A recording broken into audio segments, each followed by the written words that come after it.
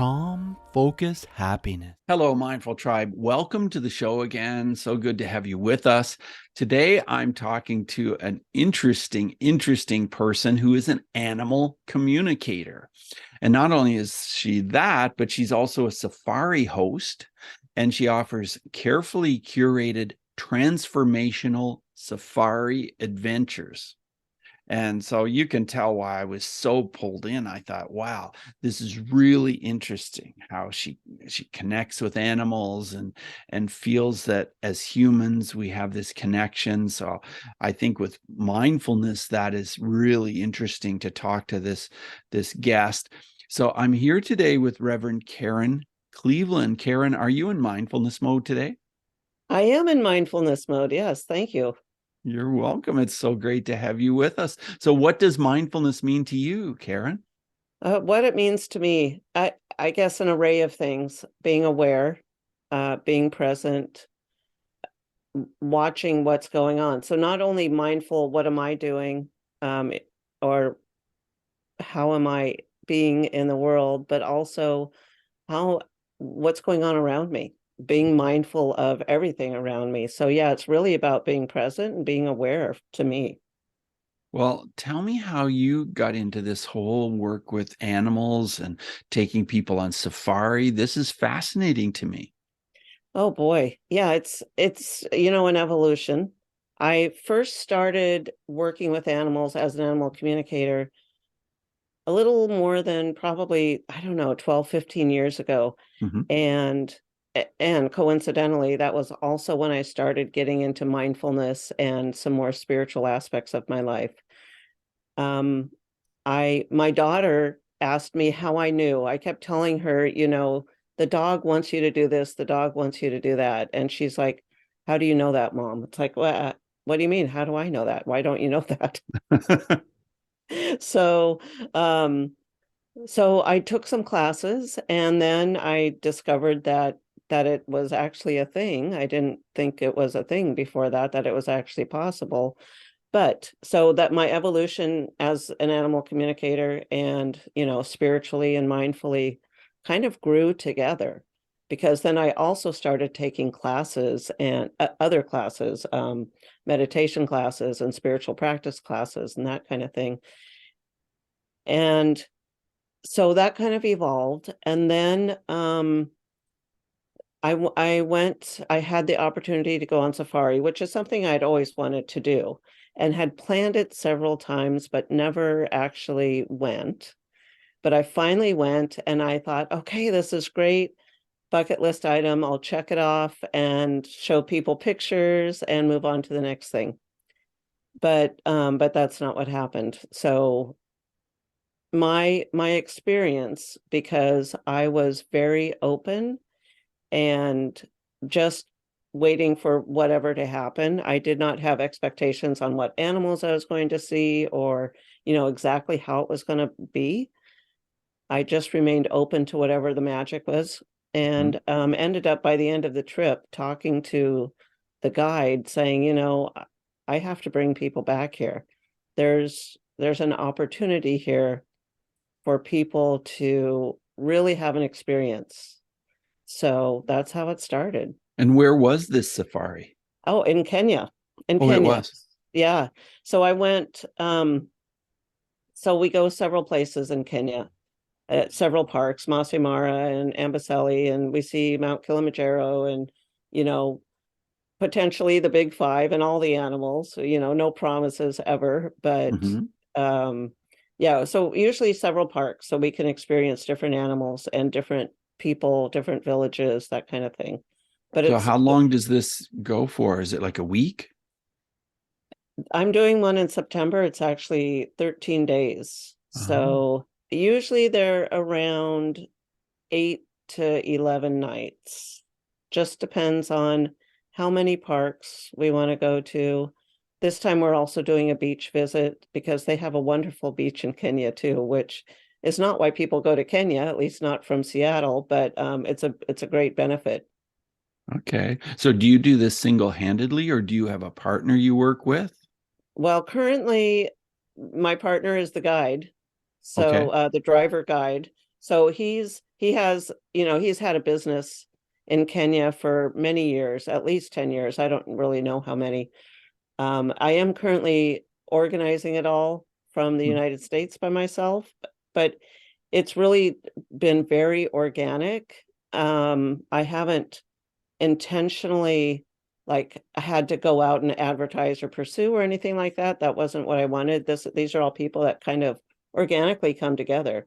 And there's Cool. 15 of us going in September. So Oh, yeah, and I will be doing other ones. So I am working with an United States-based tour company to go do animal tours other places as well. So that will be coming in the next couple years. so Super are there excited. certain animals that you connect more with when you go on safari?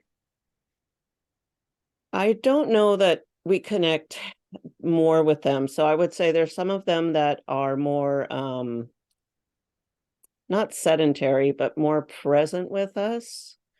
So the predators um are not, we can come across a batch of lions and lion cubs, for example, that might just be lazing around. Hmm. But normally it is more like zebras, giraffes, antelope, the different various breeds of antelope. So definitely elephants. Big focus on elephants. Yeah, Okay. yeah, So, oh, elephants. I've talked to other people who have a special connection with elephants because, for one thing, they're very intelligent. Isn't that true? yeah, yeah. That's true. And I love it. I mean, they're amazing.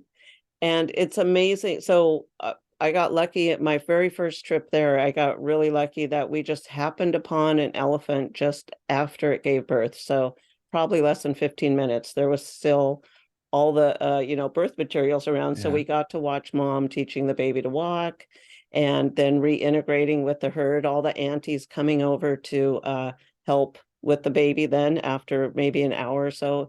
It was pretty amazing.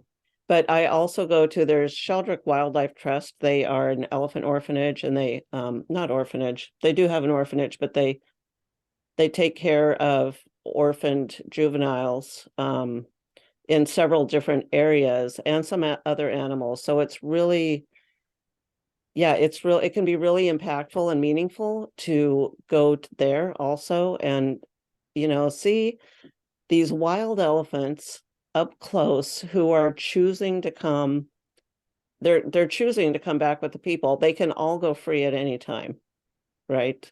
But they Hmm. they do choose to come back. So yeah, the elephants are really, people really love the elephants for sure. I do too.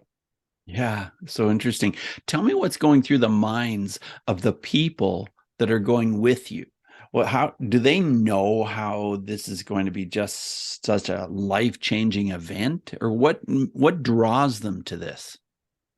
I I think that for many of us, it's a lifetime dream. So if they like animals, first of all, Yeah. that to be with them, excuse me, in the wild.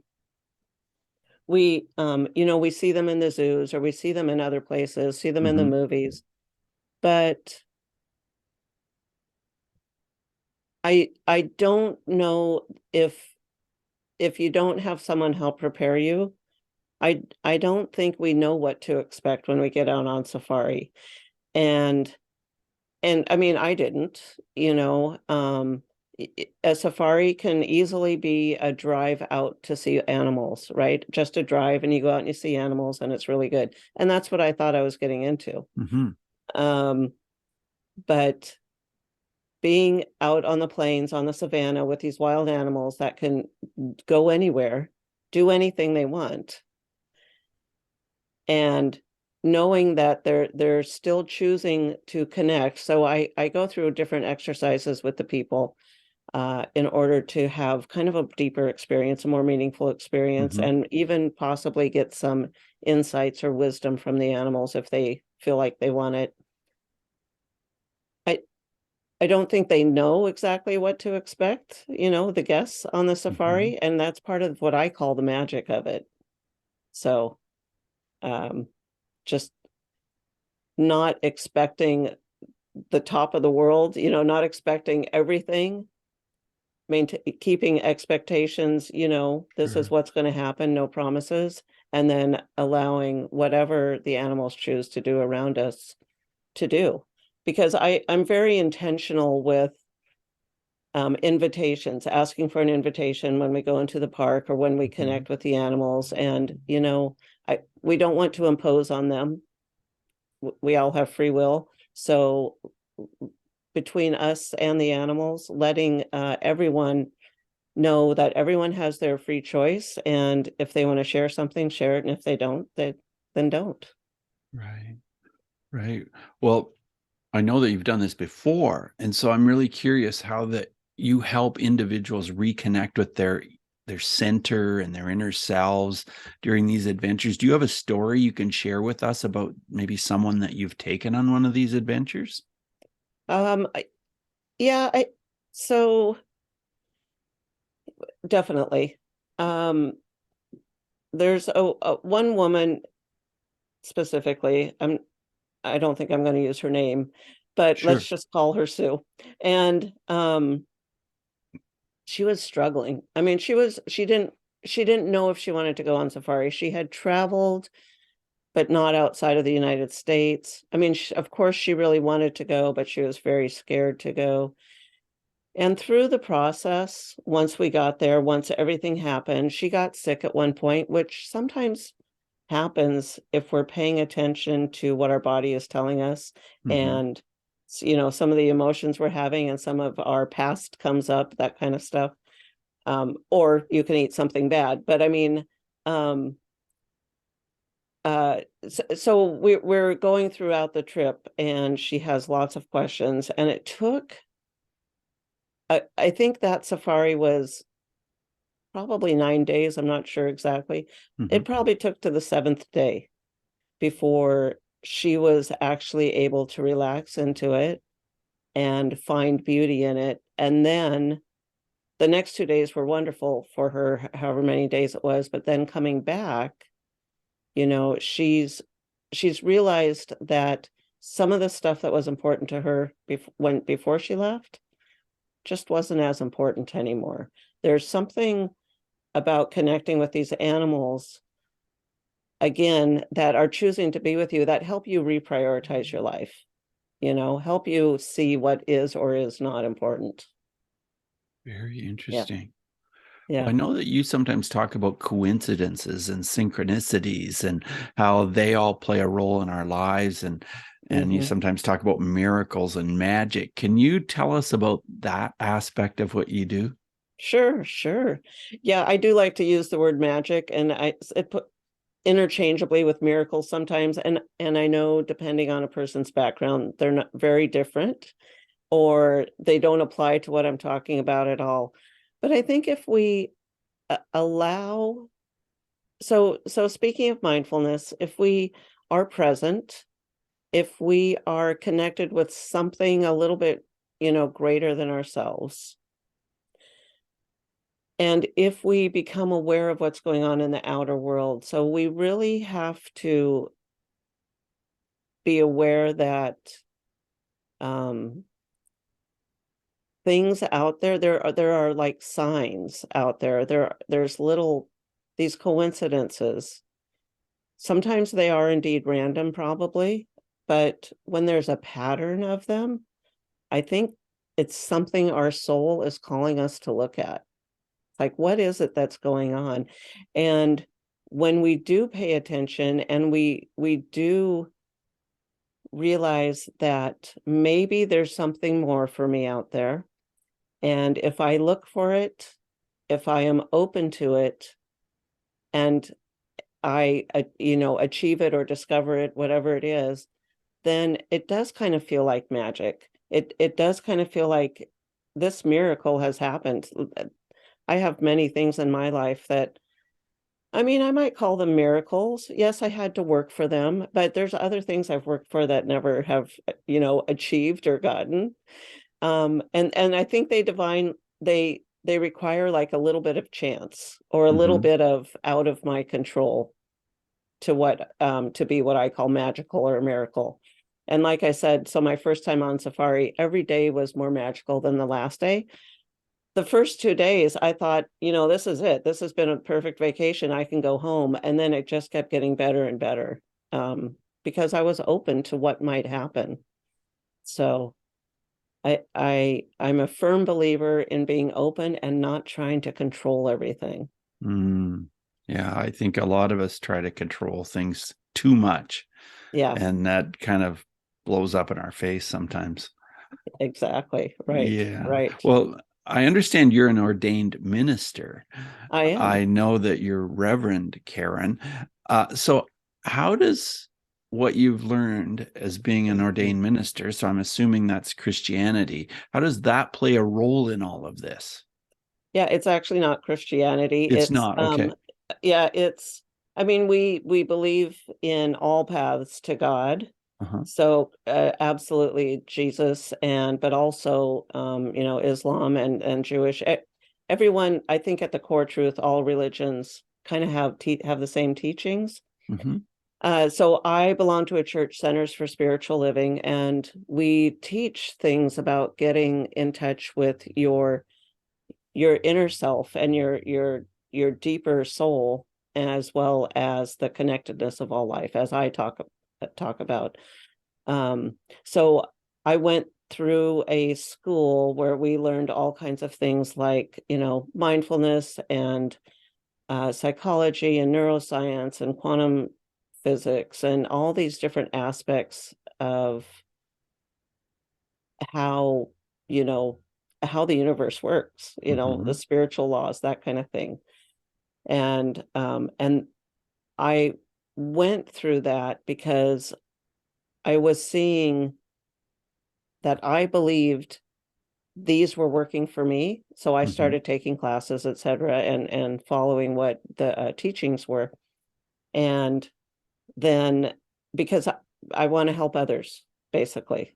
So um, I belong to a church, but I don't have an actual church center myself. I Mm-hmm. am kind of at large. I am, you know, my teachings are my podcast and the safaris and doing things with people individually and the animals. Right. And you mentioned your podcast, and your podcast is called Yeah. Connectedness Podcast. Tell us about that and how you got started with that and what it does to feed you. I was looking for um how as a minister I show up in the world. Mm-hmm. And many years ago I had a radio show, a local radio show in Seattle, and I loved it. I loved it so much. And then, that stopped and life changed and, life happens. And Yeah. then I was listening to quite a few podcasts. So between audiobooks and podcasts, I listened to a lot of things. And, it kind of got into my head that maybe I should do a podcast. But I didn't know exactly what I was going to talk about. I tried doing lives on YouTube for a while, and that just didn't work for me to show up like that on a regular basis. I guess that's my problem is I can't show up every Sunday at church. I can't, I Mm-hmm. can't, I can't set a schedule like that for myself. So, so I was toying with the idea. I want to do it. I was getting so in my meditations, I had been getting for probably a couple years the message that I needed to start talking, Mm-hmm. just in general, you need to talk more. And the whole way the Connectedness podcast actually came up is I took my Clifton Strengths, which is a strengths personality quiz, basically. And my number one strength is connectedness. And when I saw that, it's like, it all makes sense. That's anything I've ever named, like classes or my ministry or anything, has always had something to do with connection, because I do believe there's a connection to everything. And so when I read that, it's like, well, that's what it is, because that's what I talk about. So and so I talk about connectedness and coincidences and synchronicities, et cetera, but I also talk about miscellaneous other spiritual aspects of life and mindfulness and mindset and just ways for people can get back in touch with themselves and improve their lives, really. Mm-hmm. Yeah. Do you have any practical tips or techniques that some of my Mindful Tribe listeners can use to become more connected? Sure. Absolutely. I think so. Our divine natural state is, um, I'm gonna call it joy, but it doesn't mean effervescent happiness. Mm-hmm. So joy is like knowing everything's okay Mm-hmm. and being okay. And so to get to this divine natural state, I think all we have to do, and I tell people to do it for 17 seconds or do it before you start a meditation, before you start a spiritual practice, but find something that makes you laugh, makes you smile, makes you feel good. Just, a half a minute is all it takes to raise you into that state of feeling really good and into your, like I say, your divine natural state, so that you start from a place of, this is me, this is my truth, and this is, so whatever comes to me, I can accept it at a level from my natural truth, instead of, feeling down and kind of humdrum about starting something. So that's what I tell everyone to do. Oh, good tip. That's excellent. I want to ask you a question about bullying, since I've worked in the field of bullying prevention for quite some time. Yeah. Do you have a story you can share with us where mindfulness would have made a difference? Um, I I think so. I have kind of a personal story, and Okay. I don't know if I'd call it bullying, but Yeah. as a child, redheads are mercilessly teased.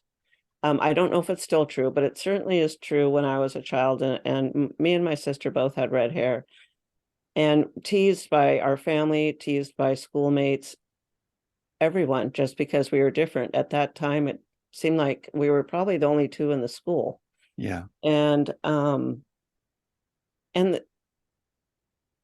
it really bothered me because well, I didn't like being teased, but it wasn't anything I had any control of. Right. I At that time, dyeing hair was not such a big deal like it is right now. So, yeah, I felt like I had no control. This was being done to me, and I just kind of had to live with it. And I really think if I had known these skills back then, Mm-hmm. it would have made a huge difference, because, now I might recognize that these people are teasing me because they have an issue with something, whatever it is. It might not be all about me. It might also be something about them. So I don't have to take it personally. And even if they just don't like red hair, then I can know it's not, it does, I don't have to embody it, you know. Right. So yeah, Well, I think it would have been very helpful. that's interesting because I had red hair as a kid as well. Okay. And I have six siblings, and I was the only one with red hair. So Oh, were yeah, you so I teased? yes, sometimes Yeah. not to a huge extent, but yeah, sometimes it's Okay. kind of like where'd you come from? Right. You Right. know, Exactly. The adopted one. yeah, that kind of thing. Yeah, so Yeah. that's very interesting. Well, as we move forward in the interview, Karen, I want to ask you five quick answer questions. So just 30-second answers are perfect. The first one is this: who is one person who has been a powerful mindfulness influence in your life? One person. Wow.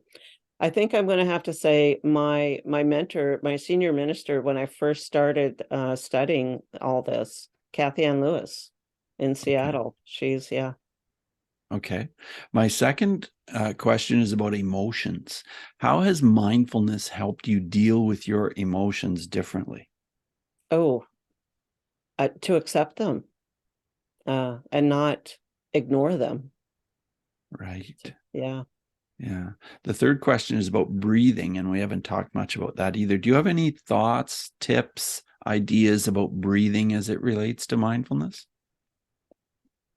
I don't think so. I have just recently started trying to breathe intentionally 3 times a day, but I'm late on the whole breathing thing. People talk about it, but I'm not ready to share anything yet.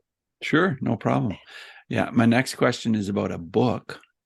Are there any books that come to mind that you would share with our listeners that maybe it's Oh, related to mindfulness, maybe very closely or maybe loosely? um, there's so many. So I think I started with Eckhart Tolle, A New Earth. Right. Um, and yeah, that was powerful for me. That was like probably close to 15 years ago. Um, but Jack Cornfield, Eric Betterworth, yeah, all kinds of classics. Yeah, for sure. Any apps that you would recommend? I think I never had the room on my phone to download an app, but what I do is I set alarms and I use music that touches me as Uh, the alarm. So when every now it'll start playing and I get into the moment with the music and I remember to, be present with that. good. Good advice. Well, it's been really interesting talking to you, and I'm fascinated with your safaris. How many safaris have you gone on already? Well, COVID put a damper on it, so Yes. only have done 3 so far. Okay. Have one coming up and have some worldwide safaris. So going some other places in the future as well to connect with the animals. But yeah, it's a whole new experience every time. Right, I guess. Well, I see that your website is revkarencleveland.com. So Rev as in Reverend, REV, Karen standard, Cleveland, CLEVELAND. So that's easy, revkarencleveland.com. What would Yes. we expect to find by going to your website? You can find, I have several free resources. So whether you need some spiritual practice tips or connection with animals for your pets even. So pets is something that I've worked with a lot, and Mhm. also safari information. But also there's links to I do so links to my podcast and some clips from podcast on there from my blog where I write. And I do a website called Insights from the Animals, which is where I talk to wild animals, and then I post just a few of their wisdom for people. It's like, here's what the people need to know right now from the elephant, for example. So you can find that there too. So anything about, safaris and classes I have coming up. Oh, I love it. I love it. Any final words of advice for our listeners before we say goodbye?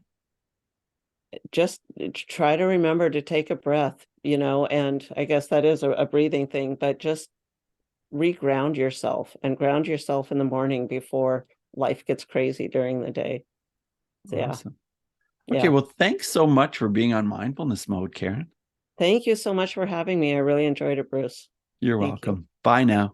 All right. Bye bye.